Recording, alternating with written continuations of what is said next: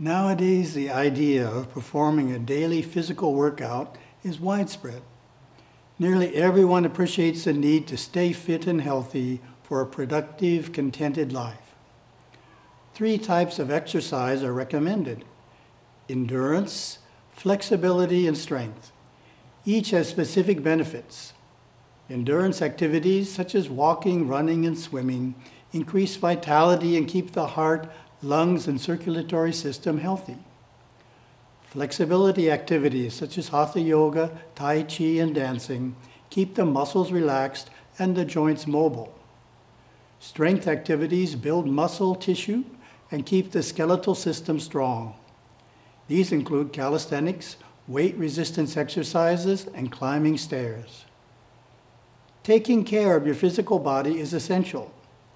But for optimum performance in life, all dimensions of our being need attention: physical, emotional, intellectual, and spiritual. Each is important and deserves its share of attention. Of the 3, the spiritual or superconscious dimension is typically the most neglected, even though it is the core of our being, our real identity.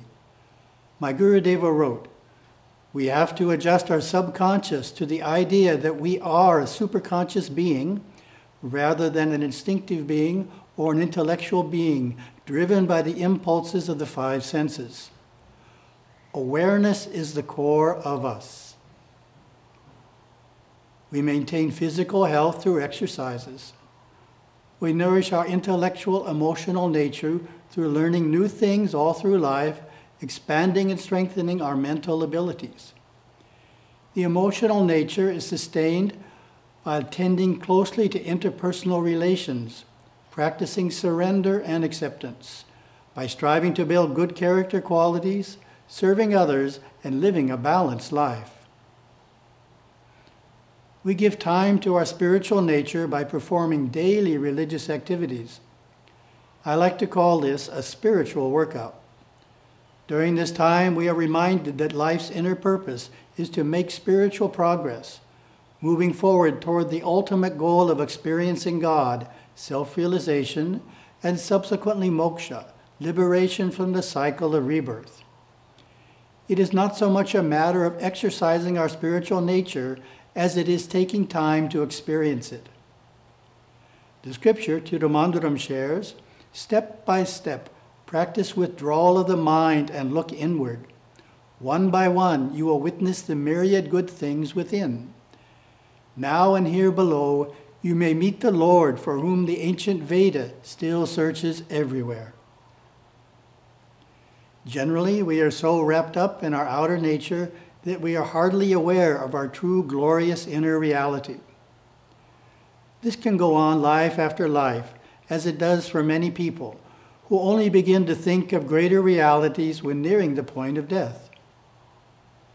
The benefit of such times of quiet retreat from life's hustle and bustle are underrated and overlooked, as life in the 21st century becomes more and more hectic and externally demanding. Many Orthodox families living in India still manage to reserve time for their spiritual being by performing an early morning puja in their home shrine, followed by repetition of a mantra while counting on japa beads. The predominant trend in India and other countries, however, is that fewer and fewer families follow such disciplines. Sitting with me, so many say the same thing. We just can't seem to find the time for puja, japa, or meditation. Time devoted to employment, transportation, eating, entertainment, physical exercise, and spending time with family and friends takes up the whole day. The traditional 1-hour daily religious workout is proving to be too long, and because the benefits are not well understood, it is commonly skipped altogether. My Gurudeva spoke of these benefits. As a result, of your daily religious practices, you will be able to brave the forces of the external world without being disturbed by them, and fulfill your dharma in whatever walk of life you have chosen. Because your daily sadhana has regulated your nerve system, the quality of your work in the world will improve, and your mood in performing it will be confident and serene. So, what's the solution? I focus primarily on the youth, for their patterns are not too rigid to change. I devised a 10-minute program consisting of 4 activities that can be performed whenever time is available. Hopefully, the brevity and flexibility of the time of day, along with a clear sense of the spiritual benefits, will motivate students to adopt this workout or, equally as good, customize a routine of their own. I suggest this practice be taken up around age 15 and maintained throughout high school and university. After schooling, it is hoped that those serious about their spiritual life will increase their workout to half an hour.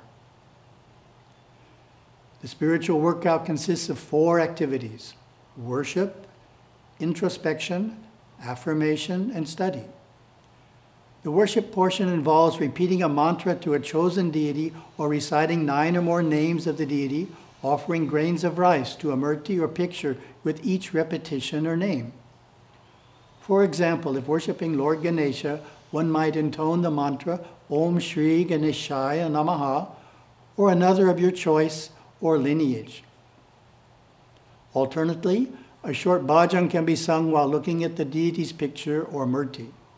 Devote 2 minutes to this simple expression of reverence and gratitude. The introspection portion consists of chanting the mantra Om 9 times with eyes closed.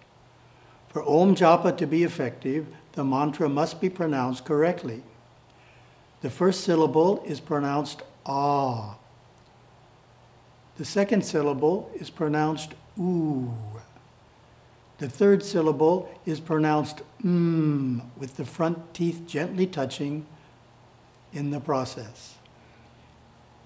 Each repetition is sounded for about 7 seconds, with 2 seconds on Ah, 2 seconds on Oo, and 3 seconds on with a silence of about 2 seconds before the next repetition.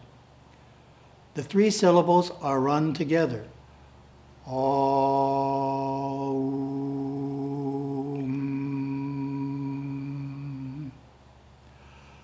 Om.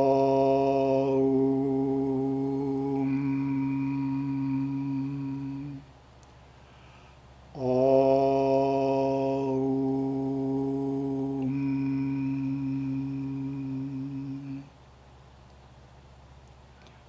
On the first syllable, Ah, we feel the solar plexus and chest vibrating.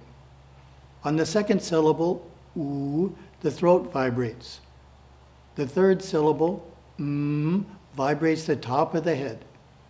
Devote 2 minutes to this. Affirmations are statements repeated to oneself to place specific impressions in our subconscious mind to produce positive results in the future. This portion of the workout consists of repeating 9 times the affirmation, I'm all right right now. 2 other affirmations that can be used are, all my needs will always be met, and I can, I will, I am able to accomplish what I plan. The threefold key to effectively utilizing affirmations is, 1, keep the mind focused on the meaning of what you are saying. 2, hold in your mind a visualization that shows the result you want to achieve. And 3, feel in the present how you will feel later when you have achieved what the affirmation describes. Devote 1 minute to this. The study portion consists of reading a sacred Hindu text that provides you new knowledge and insight. It is important to choose a work that you find clear and inspiring, avoiding those that seem obscure or technical. Devote 5 minutes to this. What are the benefits of these 4 religious practices? The benefit of the worship portion is that it increases our devotion to the deity, enhancing our relationship with him or her. It is a natural first step toward eventually performing a full rite of worship, Atmarta Puja.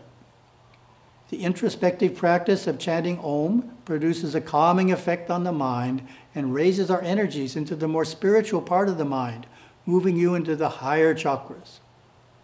It provides a natural first step toward the deeper practices of meditation, such as regulating our breath, pranayama, and withdrawing energy from the senses, pratyahara, focusing the thought process, dharana, leading to experiencing our inner soul nature, dhyana and samadhi.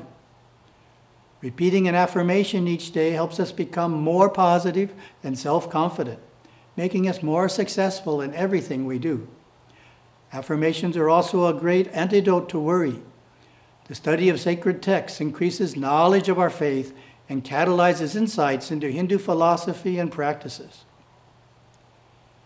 It is important to keep in mind that the amount of spiritual advancement we make toward our ultimate goal of experiencing God, self-realization, and the subsequent liberation from the cycle of rebirth, or moksha, is directly related to the amount of time we devote to religious practices.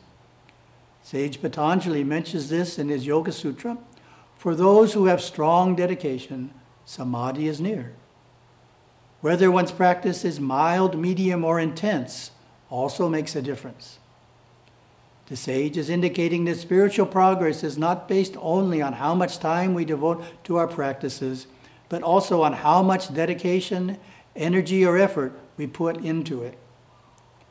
His third verse on this topic states, samadhi may also come through devotion to Ishvara. This means that effort and dedication can be supplemented by the blessings or grace we receive due to our intense devotion to God.